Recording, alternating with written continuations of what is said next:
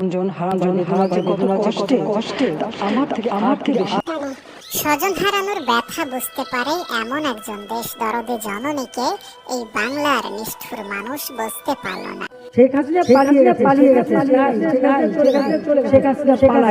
তিনি বলেছিলেন শেখের বেটি পালায় না, কিন্তু এই নিষ্ঠুর জাতি তাকে পালাতে বাধ্য করেছে। দীর্ঘ 1 মাস হয়ে গেল পাগলিটা বাসায় ফেরে না। কোথায় আছে, কি করছে, কি খাচ্ছে না খাচ্ছে, এই চিন্তায় ঘুমোতে পারছে না হাজারো সহ সভাপতিরা।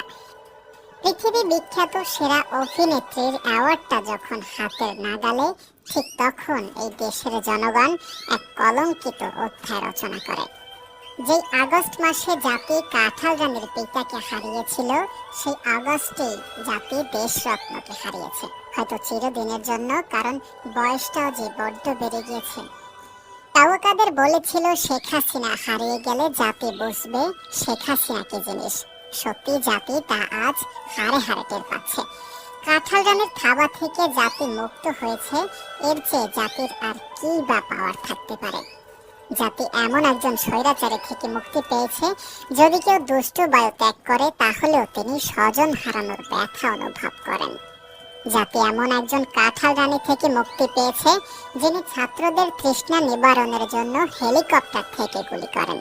এই জাতির জন্য তার এত এত অবদান, যা এক ভিডিওতে বলে শেষ করা যাবে না। শুধু এটুকুই বলবো, একজন তাহাজ্জুদ গুজারি মানবতার মা কাঁঠাল রানীকে এই জাতি মূল্যায়ন করল না।